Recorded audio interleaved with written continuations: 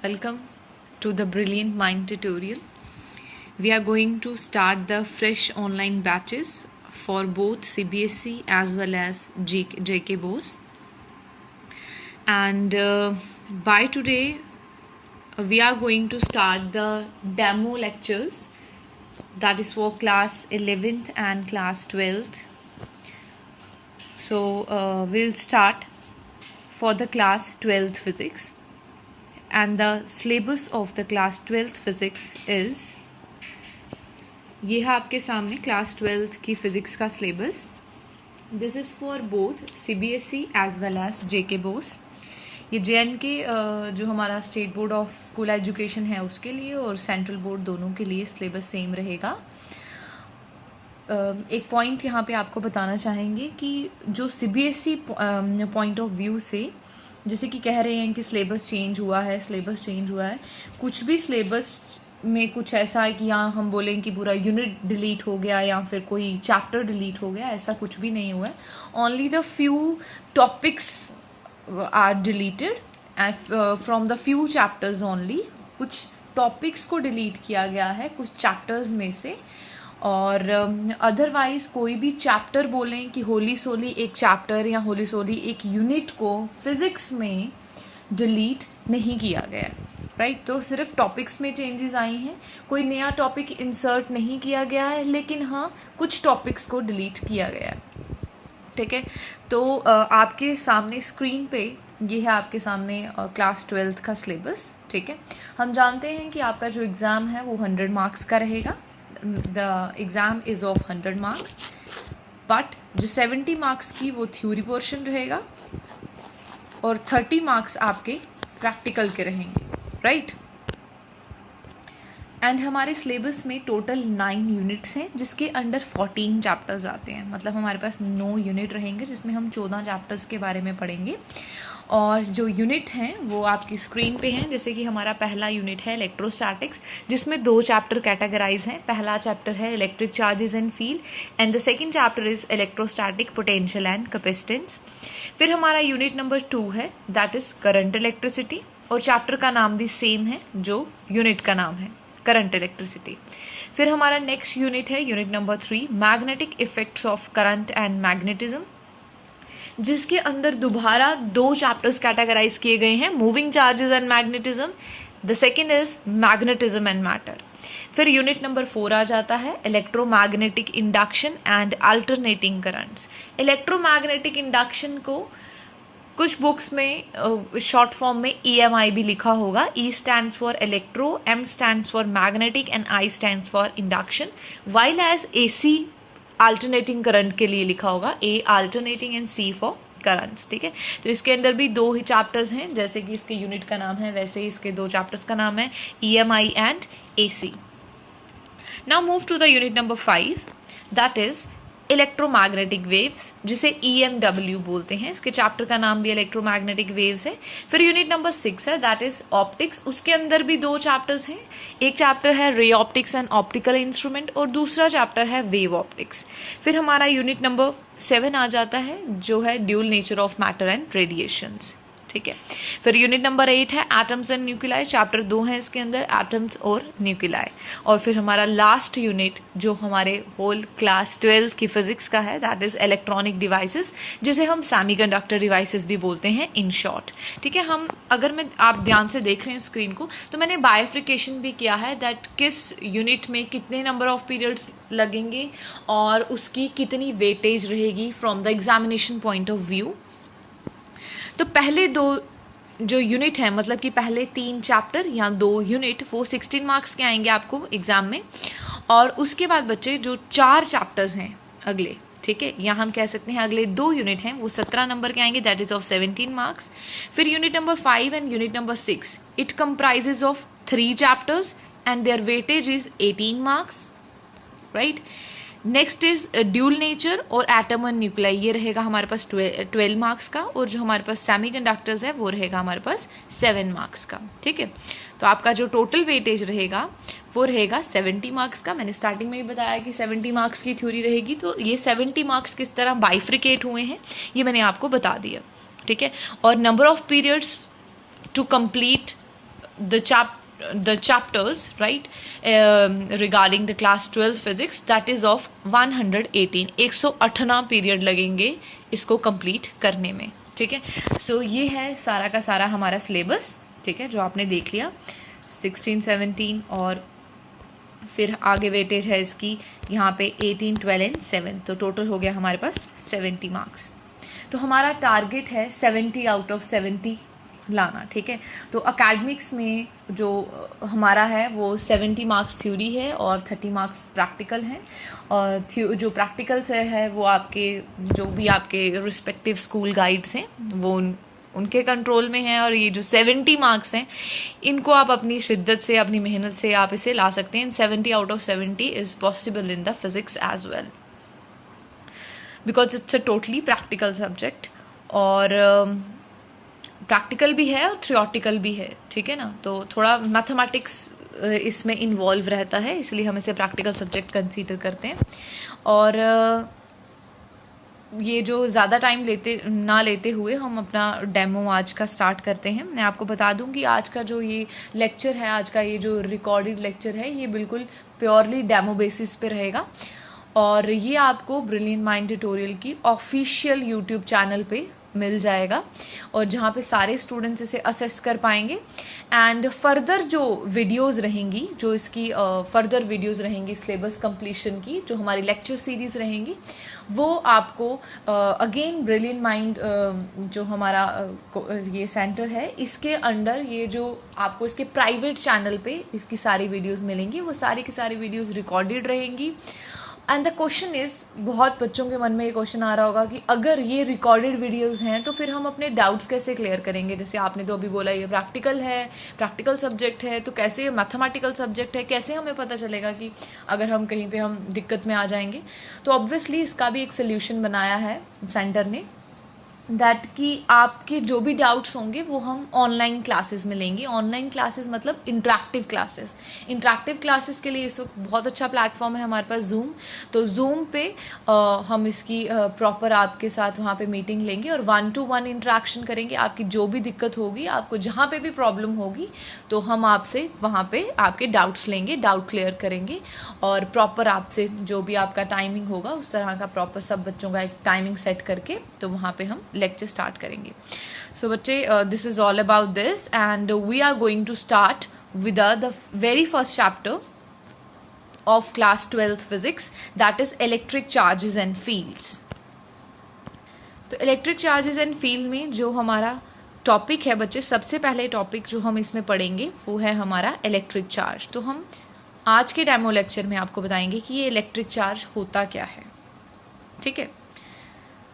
So the electric charge is basically made up of atoms, ठीक है। Electric charge कहाँ से आया? एटम से बना है ये, ठीक है। जैसे कि सारे के सारे स्टूडेंट जो अभी आप सारे 10th पास करके आए हैं, अगर आपने 11th में ज़्यादा फोकस नहीं किया है, आप 12th पे कंसंट्रेट कर रहे हैं, लेकिन फिर भी आपको एटम्स के बारे में तो पता होगा। क्यों? क्योंकि एटम्स के बारे में आपने डिटेल पढ़ लिया है टिल 10th तक, तो आप सारे ही जानते हैं कि एटम्स क्या होता है, ठीक है। तो atoms, what do you mean by the atom? The very first question, we all know that कि जो एटम है, ठीक है, एटम क्या है कि यहाँ पे आपके सामने मैंने यहाँ पे डायग्रामेटिकली यहाँ पे शो किया है। एटम के अंदर क्या होता है? हमारे पास न्यूक्लियस होता है, ठीक है, और एटम के इर्द गिर्द क्या है? इलेक्ट्रॉन्स हैं, ठीक है। सॉरी, न्यूक्लियस के इर्द गिर्द क्या है? इलेक्ट्रॉन्स है। मतलब कि जो एटम है उसके सेंट्रल में क्या रहता है? क्या रिजाइड करता है? न्यूक्लियस रिजाइड करता है, और उसके रिवॉल्व, उसके आगे पीछे कौन रिवॉल्व करता है? इलेक्ट्रॉन्स रिवॉल्व करते हैं, ठीक है। जो हमारे पास यहाँ पे न्यूक्लियस जिसके लिए मैंने बोला, ठीक है, तो उस न्यूक्लियस में कौन रहता है? प्रोटॉन्स एंड न्यूट्रॉन्स, ठीक है। जो आपका प्रोटॉन है इसका नेचर पॉजिटिव रहता है, और जो न्यूट्रॉन है उसका नेचर न्यूट्रल है। वाइल एज अगर मैं बात करूँ इलेक्ट्रॉन की, तो इसका नेचर कैसा है? नेगेटिव नेचर है। सो प्रोटॉन का नेचर पॉजिटिव है, न्यूट्रॉन का nature electrically neutral, and electron is of negatively nature, ठीक है। और बच्चे ये किस में रहते हैं? न्यूक्लियस में रहते हैं, ठीक है। यहाँ मैं बताती हूँ आपको अगली स्क्रीन में, दैट आप सारे स्क्रीन पे देख पा रहे हैं, ये न्यूक्लियस के अंदर रिजाइड करता है, ठीक है। और न्यूक्लियस में कौन रहता है, यहाँ पे न्यूक्लियस में है, तो यहाँ पे आपके पास न्यूक्लियस में क्या है, प्रोटॉन एंड न्यूट्रॉन है, ठीक है। तो बच्चे प्रोटॉन और न्यूट्रॉन को हम कंबाइन क्या बोलते हैं, न्यूक्लियॉन्स बोलते हैं, ठीक है। अगर आपको लगता है मैंने प्रोटॉन और न्यूट्रॉन नहीं बोला, मुझे सिंपली एक वर्ड बोलना है, तो दैट इज द न्यूक्लियॉन्स। तो आप सिंपली एक वर्ड यूज कर सकते हैं, दिस इज न्यूक्लियॉन्स, NUCLEONS, ठीक है। तो न्यूक्लियॉन्स किस में रहते हैं, न्यूक्लियॉन्स रहते हैं आपके न्यूक्लियस में। ये इलेक्ट्रॉन और प्रोटॉन और न्यूट्रॉन ये हैं कि एक्चुअली में these are the fundamental particles, these are called the fundamental particles. If someone ask from you that what is electric charge, तो आपको सबसे पहले ये समझाना होगा कि इलेक्ट्रिक चार्ज कहाँ से आया, ठीक है। तो इलेक्ट्रिक चार्ज आया एटम से, और एटम्स में क्या है, प्रोटॉन्स, न्यूट्रॉन्स और इलेक्ट्रॉन्स, और जो क्या है हमारे फंडामेंटल पार्टिकल्स हैं। प्रोटॉन एंड न्यूट्रॉन क्या रहते हैं, न्यूक्लियस में रहते हैं, जिसे हम न्यूक्लियॉन्स कहते हैं, और न्यूक्लियस के इर्द गिर्द कौन रिवॉल्व करता है, इलेक्ट्रॉन्स रिवॉल्व करते हैं, ठीक है। इस कॉन्सेप्ट को हम जरा एक एग्जाम्पल से समझेंगे। एग्जाम्पल आपके सामने है, बिल्कुल यहाँ पे मैंने एक बार मैग्नेट शो किए हैं आपके सामने, ठीक है। हम बचपन से पढ़ते आए हैं कि बार मैग्नेट्स क्या है। बार मैग्नेट, बार मैग्नेट क्या है, a magnet in the form of a bar with magnetic poles at each end, ठीक है। और मैग्नेट क्या है, फिजिक्स में एक ऐसा डिवाइस है that attracts iron and produces a magnetic field, ठीक है। ये तो मैंने आपको ऐसे एक जनरली बता दिया, ठीक है। तो आपके पास यहाँ पे स्क्रीन में क्या है, दो मैंने मैग्नेट्स यहाँ बताए हैं। और मैग्नेट के कितने पोल्स होते हैं, मैग्नेट के दो पोल्स होते हैं, नॉर्थ एंड साउथ पोल, ठीक है। तो यहाँ पे आपके सामने ये जो दो मैग्नेट्स मैंने यहाँ पे ड्रॉ किए हैं आपकी स्क्रीन पे, यहाँ पे इनके दोनों पोल्स आपस में अपोजिट पोल्स हैं, ठीक है। आमने सामने कौन से पोल्स हैं, अपोजिट पोल्स हैं, एक का नॉर्थ है और दूसरे का साउथ पोल है, ठीक है।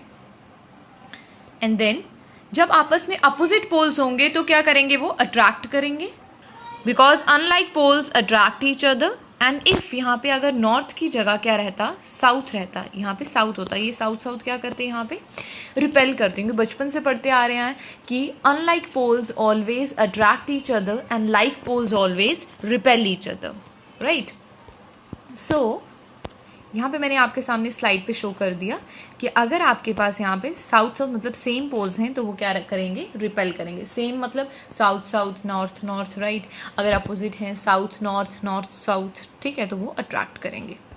Hope so I am clear with this slide, ठीक है। नाउ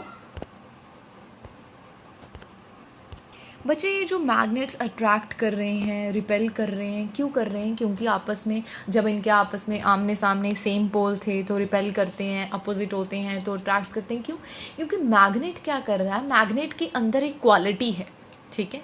मैग्नेट के अंदर क्वालिटी है कि वो एक फोर्स क्रिएट करता है, ठीक है। वो फोर्स क्रिएट करता है, वो फोर्स अट्रैक्शन की हो सकती है, वो फोर्स रिपल्शन की हो सकती है। तो उसके अंदर जो इक्वालिटी है उसको हम एक टेक्निकली वर्ड यूज करेंगे, intrinsic properties, right. So magnet has a intrinsic property that it creates the force either of attraction और रिपल्शन, ठीक है। और जब दो मैग्नेट्स आमने सामने सेम पोल्स के साथ होंगे तो it creates a force of repulsion, while as अगर वो अपोजिट पोल्स के साथ होंगे तो it creates a force of, opposite के साथ होंगे तो it creates a force of attraction. बहुत बढ़िया। फिर आगे यहाँ पे मैंने स्लाइड पे लिखा है intrinsic property that creates a force, ठीक है। तो सेम लागू होती है इलेक्ट्रिक चार्ज के लिए। अब इलेक्ट्रिक चार्ज में जैसे हमने पढ़ा, दोबारा से मतलब हम समझते हैं, उसमें क्या था, इलेक्ट्रॉन था, प्रोटॉन था और न्यूट्रॉन था। इलेक्ट्रॉन का नेचर नेगेटिव, प्रोटॉन का नेचर पॉजिटिव, न्यूट्रॉन का नेचर इलेक्ट्रिकली न्यूट्रल, राइट।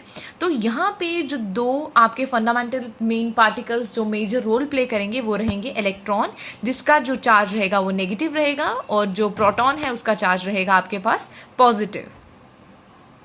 सो बच्चे, तो हम कैसे समझेंगे इसे, चार्ज के साथ कैसे जोड़ेंगे। जब आपके पास चार्ज, ठीक है, जब आपके चार्ज में एक आपके पास पॉजिटिव रहेगा मतलब प्रोटॉन रहेगा और दूसरा आपके पास इलेक्ट्रॉन रहेगा, तो आपस में वो क्या करेंगे बच्चे, कौन सी फोर्स एक्सर्ट करेंगे एक दूसरे पे, अट्रैक्टिव फोर्स एक्सर्ट करेंगे।